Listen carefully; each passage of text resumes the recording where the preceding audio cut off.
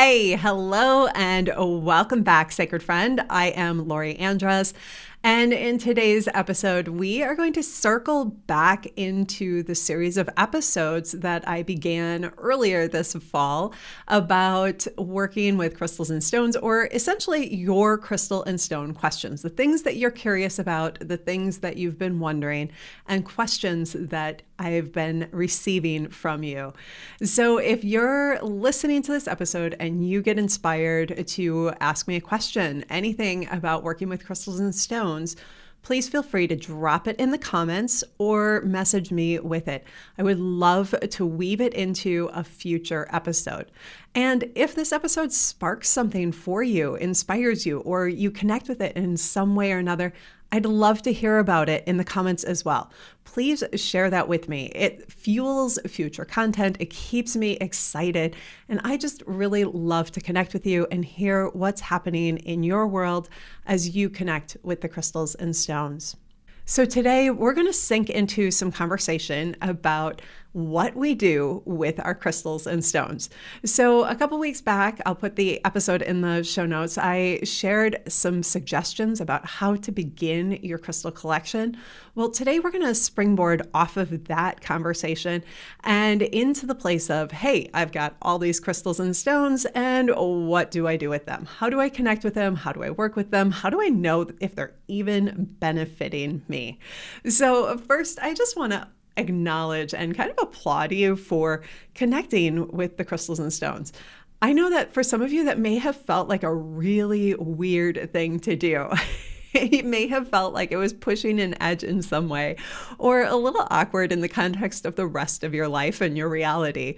I know that was true for me at some point, actually many points along the way, but also there was a sense of naturalness around it. And my sense is that if you've begun a collection of crystals and stones, whether it was intentional or coincidental, you likely have something that's pulling you towards them, and you probably want to open that doorway just a little bit further. And that naturalness that around connecting with them, it's there. It's already there. And sometimes we feel like we need to have a step-by-step process, but connecting with crystals and stones is a little bit different. It relies on our intuition. It relies on our innate self knowing to come forward. And this unfolds a little bit differently. So while I'm going to give you lots of suggestions in this episode, I'm not going to give you a step-by-step, because the step-by-step already lives within you. And it's my hope that with what I share, you have a little door that opens that helps you to step forward in your connection with a little bit more steadiness and confidence and excitement and childlike enthusiasm. Yeah, this is really a big place when we start to work with the crystals and stones, stepping into our intuitive self. And that means connecting with our imagination and with our childlike self. As we sink into this conversation today, I want to share with you how I love to work with crystals and stones and where they show up and how we connect in the most basic ways in my world. First, I love to wear my crystals and stones or connect with them through pieces of jewelry. It's much of what prompted me to create jewelry in the first place. I noticed with a rose quartz necklace the massive transformation that unfolded in my life with one necklace, with one type of stone. It prompted me to circle back into the things that I loved, the places that I was most passionate about, and the things that made me feel alive.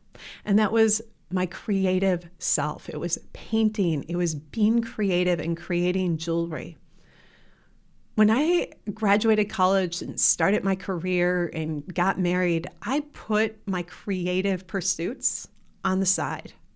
And I felt like I needed to follow a certain routine or expectation of what being an adult looked like, or what I thought it looked like.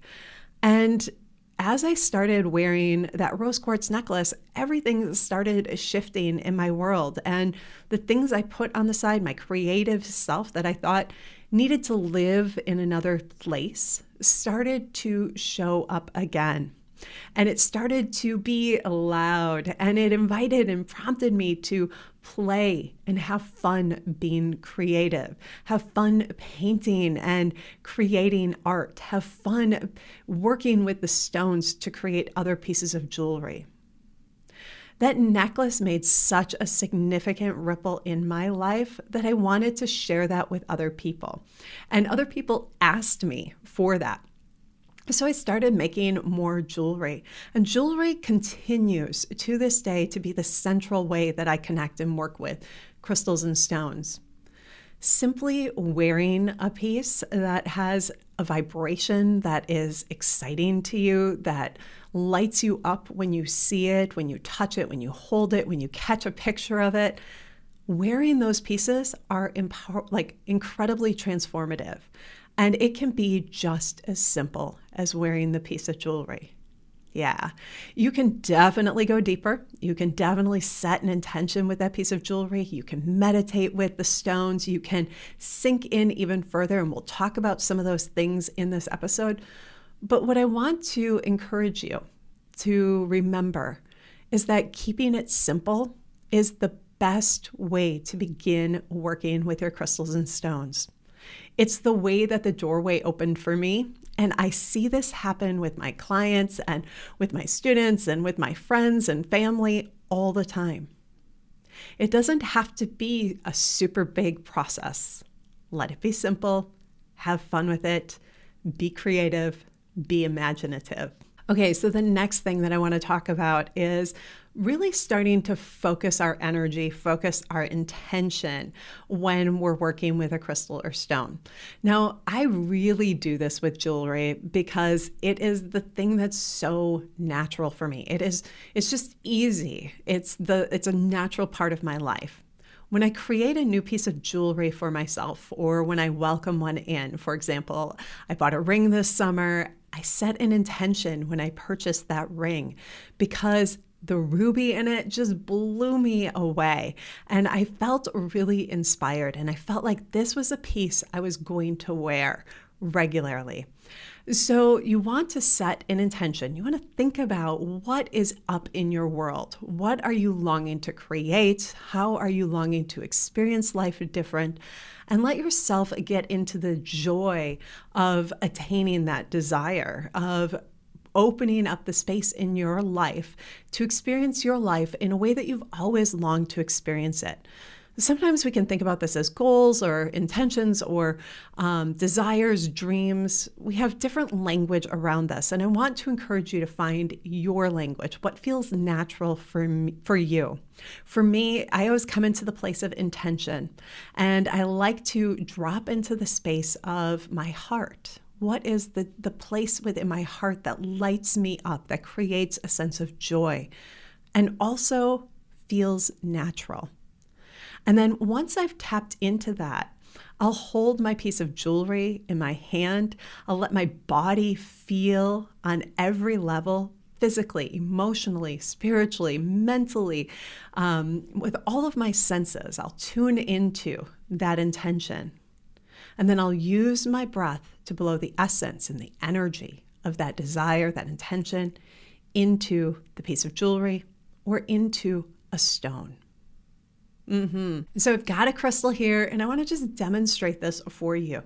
You want to use your breath because your breath is life. It brings life to the energy and the essence of what your intention is, all right? So you want to use your breath and just exhale it with an open mouth. Nice, big, full exhale into the piece of jewelry, into the stone, and or crystal, and let yourself activate your intention. This is an action of activation. You're activating the intention, and you're actively inviting the crystal or stone or piece of jewelry to support you in bringing this intention to life. It's holding the intention as a seed. It holds it as a seed that you're planting in the physical world. So think about your dreams and your intentions and the things that you desire in life. So often they live up in our heads, in our minds, in our thoughts. And actually landing them down here in the physical world is a bit tricky. And sometimes it is not the thing that we do because we're more invested in the dreaming, imagining, thinking about, longing for, desiring. But what happens as we work with a crystal or stone to set our intention is that we bring it here and into the physical world. We activate it. We activate it. And that's how, when we work with a crystal or stone, it knows how to support us, how we are asking for support in our world. Now, granted, they show up and help us in so many ways that we can't even begin to imagine. But when we work together as a team, it's like we work as allies in bringing something into form. And they become an active participant in what's happening in our world. And we focus our own energy towards our intention. Isn't that cool? Yeah, I think crystals and stones have such a great manner of supporting us with our intentions.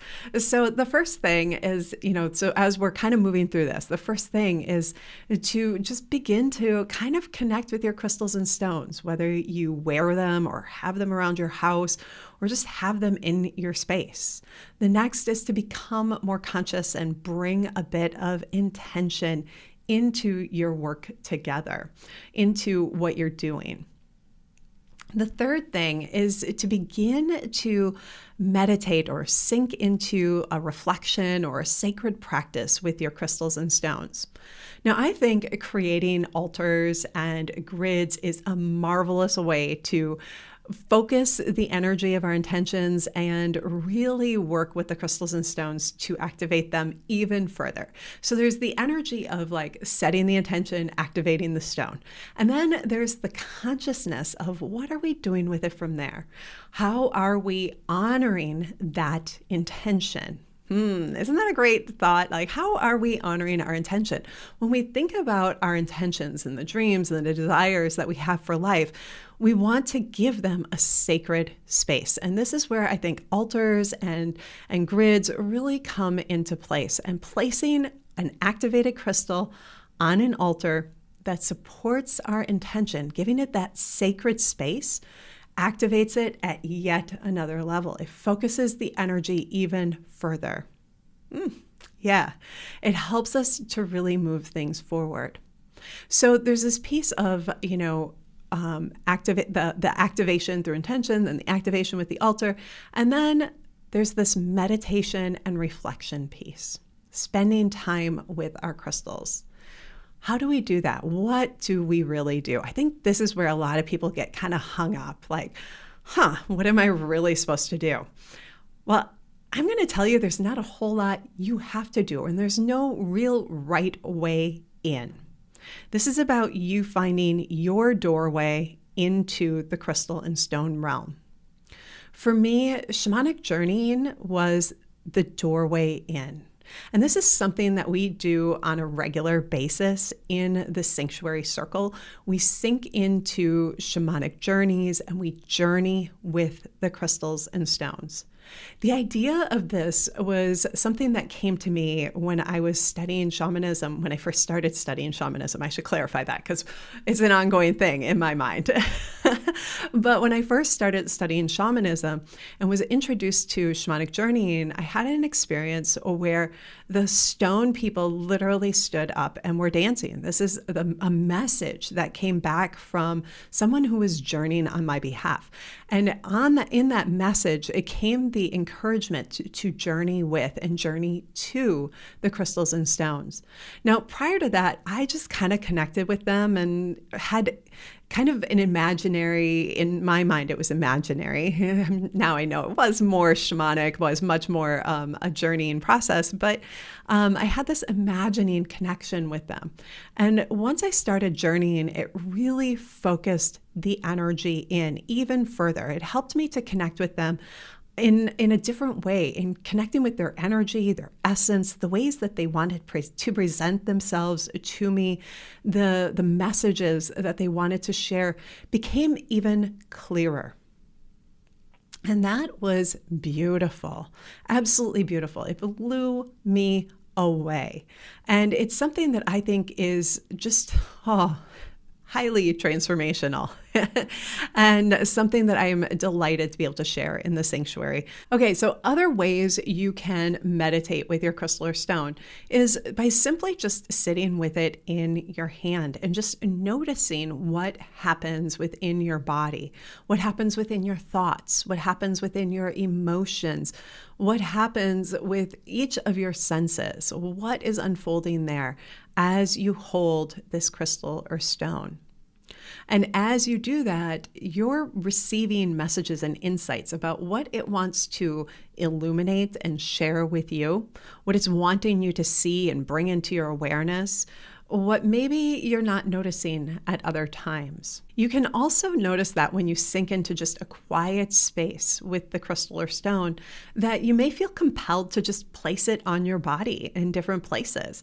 So for example, you may feel compelled to place it at your heart or at your forehead and your third eye, or on your belly, on your hip, some place that's particularly getting your attention lately, or just simply letting yourself even massage it onto a spot that's been a little tender or sore. It's really interesting when we hold a stone in our hands, how we are guided to work with it. And very often this just requires us getting out of our own way and letting ourselves step back from any judgment we have about, oh, this is kind of silly, this is kind of ridiculous, why am I even thinking about that? Have you ever had those thoughts? I know I have. Our mind drifts into different places, but the stone is really prompting us to connect with it and connect with ourselves in a deeper way. And that's really what's important, is that we have this awareness around how we can connect with the crystal and stone, but also connect with ourselves. I feel like crystals and stones mirror back to us ways that we can connect more intimately with ourselves, ways that we can get to know ourselves even better. Okay, the next point that I'd like to dive into around working with our crystals and stones, or ways we can work with them, is to integrate them into our daily lives. Yeah. So what you can't see here in front of me is the altar I have created on my desk. And the altar here really supports my intentions around my work and my time at my computer. It supports my vision for my work. In addition to that, from that altar, when I go out and about on my daily life, there are times when one of those crystals or stones, or many of them, want to come with me. Yeah, and they want to take an adventure with me. They want to be a part of the day-to-day things that I'm doing or experiencing, or perhaps they even want to guide me in some way or another. I think one of my favorite things to do is to take a stone that I've been working with, or that's been getting my attention, on a trail, and to let myself pause along the trail and spend time with it, connecting with nature, letting myself see it in nature in different ways.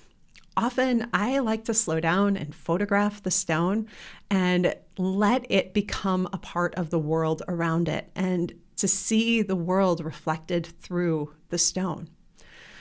This is such a beautiful way to bring our stones, bring our crystals into our day-to-day life.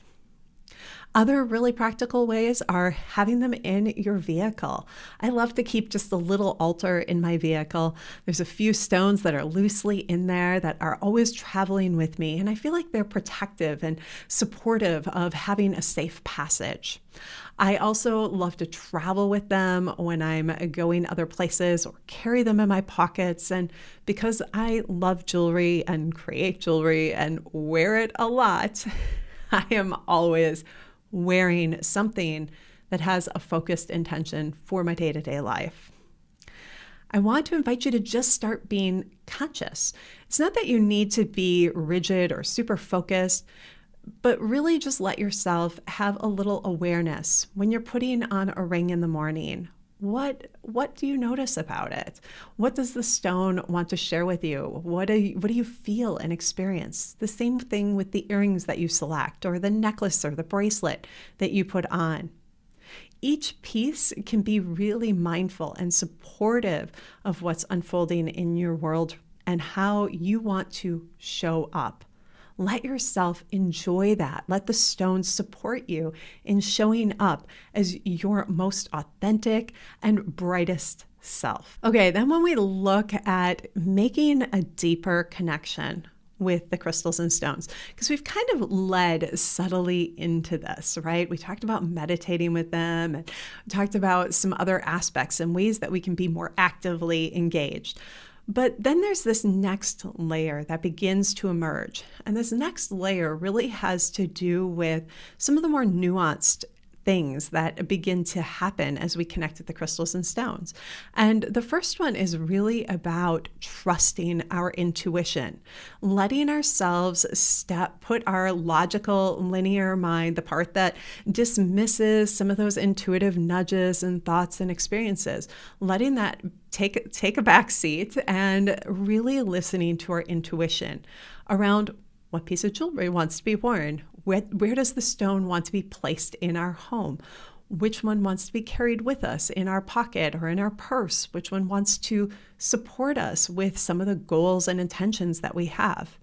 Very often when we start working with stones, and I did this myself, so I'm sure many of you can relate to this. When I had a goal or intention, I would go and take that goal or intention and I would open up a book and I would dig in and find out what stones were best for that goal or intention.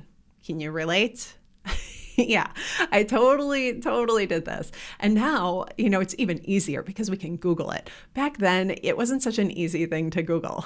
Now you can do a quick Google search and you can say, what are the best stones for creating financial abundance?